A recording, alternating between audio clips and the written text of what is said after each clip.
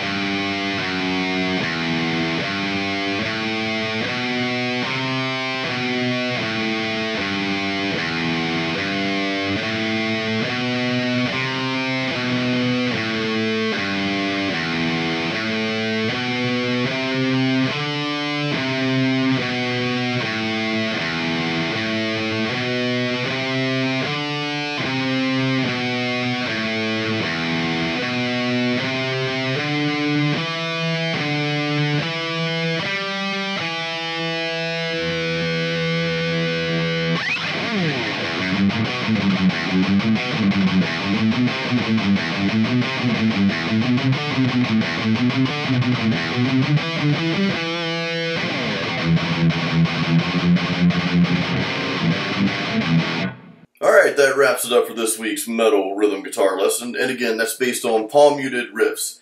Now, if you go back through my videos, and for those who have been following me for a while, thank you by the way, if you go back through there, you'll see I try to do a nice balance of lead guitar tutorials and rhythm tutorials. And the reason why is because us guitar players, myself included, we can get so caught up in our guitar solos and becoming better lead players and learning all these different techniques, and that's inspiring. That's great, continue doing that, but sometimes our rhythm skills can kind of get left behind, and I don't want to see that happen. Now, in a lot of bands, I'd say the majority of music out there, the rhythm guitar player, if that's all the rhythm guitar player is doing is playing rhythm, they're deemed as the lesser guitar player. You know, they're deemed as the one that doesn't have the talent, or they can't play leads that well, so they don't. So that's the case with a lot of music out there. However, with metal, with our style of music, that is not the case at all. You go back through most metal bands that you listen to, and those rhythms are very complex in nature, and they're just as complex as some of the leads and guitar solos out there. Now, I know a lot of metal bands have two guitar players, and they switch off and on playing leads, and that's, to me, that's amazing. That's awesome. But even for the bands where you have a lead player and you have a rhythm player, and maybe the rhythm player doesn't play leads, but in most metal that you hear out there, especially the progressive and melodic metal, the power metal, symphonic metal, even if that person's playing just rhythm guitar, those rhythms are complex, and it takes an enormous amount of talent and skill, to play those. So that's why I wanted to hone in on some rhythm tutorials as well. So moving on, I wanted to share a quick highlight, which is my shirt. Check this out. It's the Italian Stallion. I am not Italian. I'm actually German English, but one of my dearest friends, Tom, got this shirt for me, and he just sent it to me. So I just got it in the mail yesterday. So I'm a huge Rocky fan, and so I like everything that's associated with Rocky. So Tom, thank you, dude. The shirt fits. It's not a medium. Actually, it's an XL. I'm holding some water weight. Or maybe it's the weight that I'm about to put on when I open up this beer. You guys are wondering, what's Jason drinking today? And I am drinking a Sierra Nevada beer called Oktoberfest. And it's that time of the year. We're actually in October. It's October 2015. And, this is my favorite time of the year for beer. They have some amazing fall brews that come out.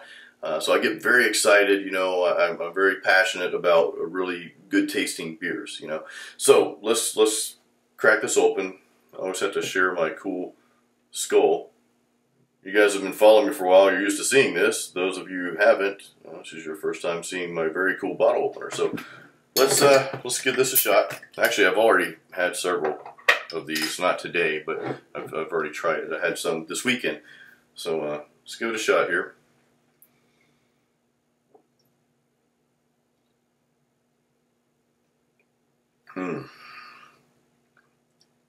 I really wish I could do that whole virtual taste thing. So, you know, just pretend. It's like I'm the Mr. Rogers of metal and beer tasting. So this is their fall seasonal. I'm just going to read what's on the side here real quick because I thought this was interesting. It says, we here at Sierra Nevada, we partnered with one of Germany's oldest breweries. I'm probably going to murder this name here in the pronunciation. Brahas Regal. You guys have to just look that up. So sorry if I mispronounced that. So that's the brewery that they partner with. They partnered with this brewery to create a true festival beer unlike any other brewed in the USA. Using traditional techniques and ingredients, we're bringing the style back to its authentic roots with a deep golden color, delicate hop note, and rich malt complexity. Now, it's funny because that last part, it kind of describes the taste, and that's, again, I'm really bad at describing taste, but that describes exactly what this beer tastes like. It does have that malty taste to it. The hops, it's not overly hoppy. You know, I know your IPAs are sometimes really hoppy, so it's not like that. But it has a very rich flavor to it. It's semi-bold, but it's not over the top. And I read that piece. I got a burp coming up. There we go. Ooh, let's blow it that way so I don't smell it.